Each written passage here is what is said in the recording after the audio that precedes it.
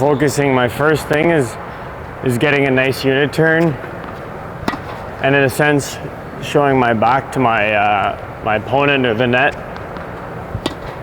By doing that, I'm able to stretch really well, have a full range of motion to effortlessly come forward. So that's what I'm focusing on right away. You don't see some players do that all the time, and it's a little bit of preference too. You see someone like Nick Kyrgios, relatively short take back. He still has an amazing backhand, something like that. But you know, if you're learning this from the start, it's nice to really feel that stress, like someone's pulling your racket backwards, all the way back. Ryan Reedy from 2 Minutes Tennis says it's like imagining you're getting into this ready position facing behind you. I think that's a really good analogy. So that's the idea, you're trying to point behind you, you're trying to stretch all the way back. That's a nice unit turn. So that's at kind of the start of the stroke. You're pulling that back, you're getting a nice unit turn, you're feeling that in your obliques there, and then you're hopefully able to uncoil and unleash that into the shot. What I've been doing recently is I've been finding that I'm focusing really on this back foot. So, if this is stable here, I might have stability, but I'm not going to have good open rotation. So what I'm doing here, I'm trying to end up with my hips facing forward. So by doing that, my left leg pivots and turns forward. So that's going to happen. You're going to see that naturally, but I'm just conscious of that while I'm doing this. I was probably trying a bit too much there, so I'm going to do one lefty and then one righty, double. So, my kinetic energy and all that kind of stuff, it's pretty gunky on the left side. It's not ideal. The timing's off. So that's just something I'm trying to make a goal for this summer, is to really improve the side so I can coach it better. Because if you look on tour, it's about 80, I don't know the percent, but something like 80-85% are two-handed backhands, so even though I have a one-handed backhand and I can coach that really well. So again, my face is too forward on these, which I don't like. I want to have that a little bit more chin to the contact point. There, chin to the contact point. There, chin to the contact point. That's a nice ball, a little more clean. I'm going to try that again here. Chin to the contact point. So I'm looking, facing there. I'm hitting those four balls pretty cleanly there. So I'm going to try to continue that.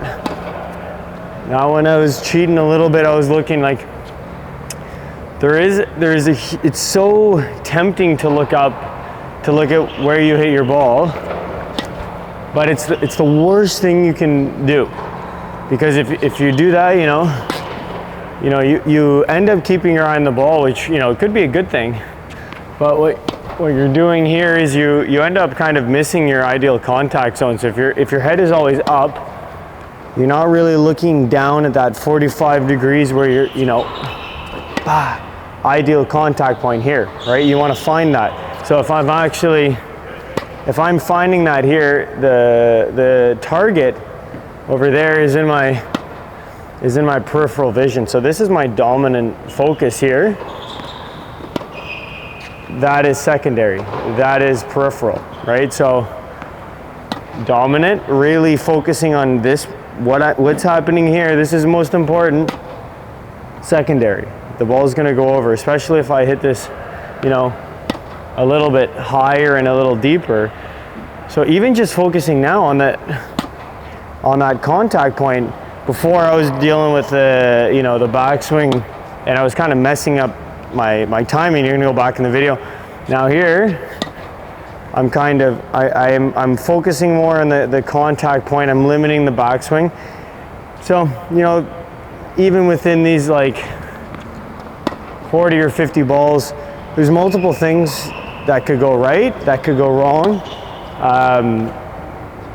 I'm pretty aware of what my body is doing and what it should be doing, so I can kind of auto-correct. Like I find whenever I'm doing the backswing, I'm messing up. The timing's a little bit weird.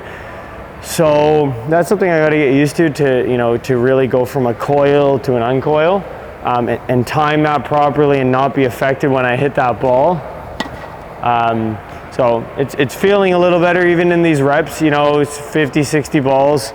It's not a ton, it's not hundreds a day you'd get in like an academy, but you know, it's enough to keep me busy thinking and to keep me going back to the shadow swings, so I can, you know, I can use this footage from this session and try to improve that. That's how I've improved. That's how I get to where I am. And the two-handed backhand for me is that like next frontier.